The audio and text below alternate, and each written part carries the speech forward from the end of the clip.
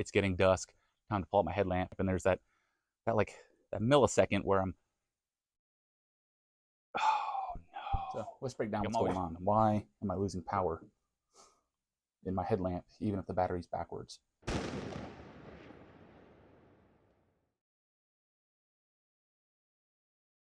I have my degree in electronics engineering, and I'm going to put that to use finally in a survival setting.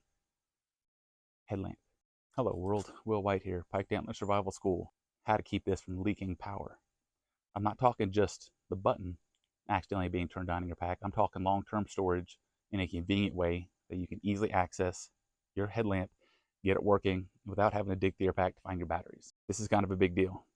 I've been in the woods several times. It's getting dusk, time to pull out my headlamp, and there's that millisecond where I'm, oh no.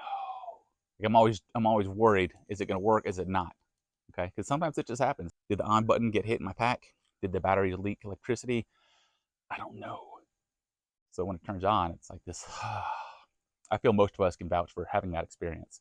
And I'm going to use my engineering degree to help you remedy the situation so you never ever let any electricity flow through this, but yet it's still convenient to use. It'll make sense here in a second. Check this out. Let's break down what's going on. Why am I losing power in my headlamp, even if the battery's backwards, or even if it's turned off? So first, let me break something down for you. We have just pretty low end energizer. Took this apart so you can see what's going on. Right here we have our meter. Okay. This is going to measure our voltage DC. But here's the thing, with this on, again, hopefully we get a clear reading. Yeah, 2.76. There we go. Nice and steady. 2.762. But check this out. When we turn this off, there's still going to be some power leakage. So as you can see, it is not zero. You even hit 1 point something there at some point. It's fluctuating. You can still see there is voltage. Even when this is turned off, you're losing power. Slowly but surely. But even if I put these in backwards and I check for flow of electricity, oh, look at that. 0.3, 0.2. Take this off. So even that, even though it's on backwards, there is still some juice, a lot less. Depending how long this is in storage, it's still taking some power from the battery. So what do? That's simple. Take these out, sure, but now we have to keep track of these. And if these are in a Ziploc bag or somewhere in your pack and they somehow bridge together, you're still going to lose power. But carry a case. Here's the thing. We're out in the woods, we want to carry minimal gear, right? So if I can store this inside of my unit without losing power, that's obviously optimal. So let me show you what I did. I'm going to show you on this medium quality. It's nothing fancy. It's probably 12 bucks.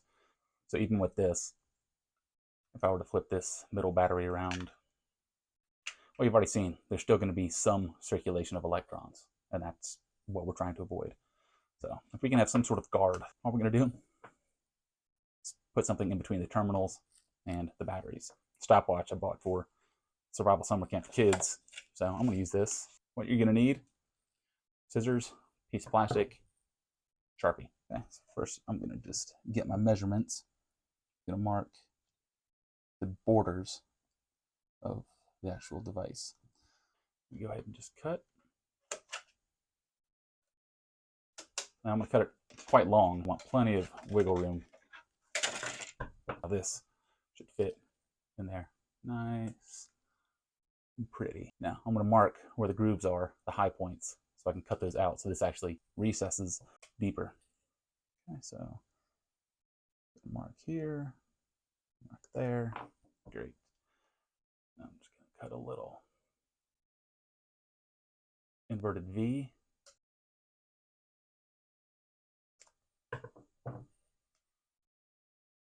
Pretty good. Now I'm just going to mark the top. Now at this point, you can stop here, but I like to make it extra pretty. Now I have marks on the sides. I'm just going to go ahead and cut there, just a little bit. Make a V.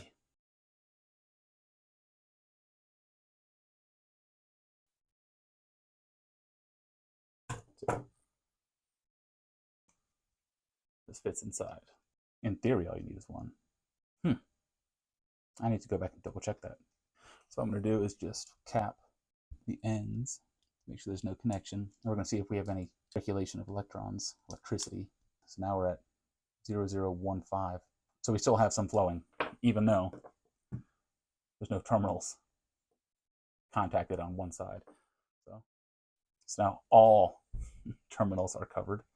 Millivolts down to 0. Okay, so now we know this is what's got to be done. We're just going to have to duplicate this. Going to lay one here, lay one there. Now I do care how these go in, because when I want to use this, I want to be able to open it, pull these tabs, and have a working light. I don't want to have to rearrange the batteries. And plus, if I need to rearrange the batteries in this, it means I need my light, which means it's dark. So I'm going to need a flashlight to be able to do that. So it's very important that this goes in correctly.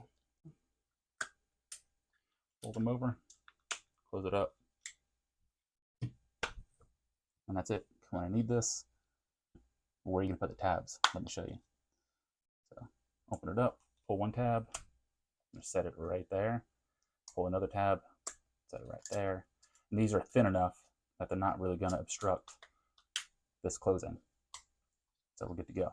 This is mostly for long-term storage. This is, I'm heading home, trip's over. I'm going to store this for a couple weeks or months. I'm going to do the steps to reserve the batteries, put it in storage. I need it for the next trip, take it out.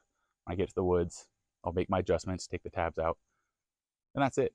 When I get home, put the tabs back in. It's not this, tabs in, tabs out 6-7 times a night.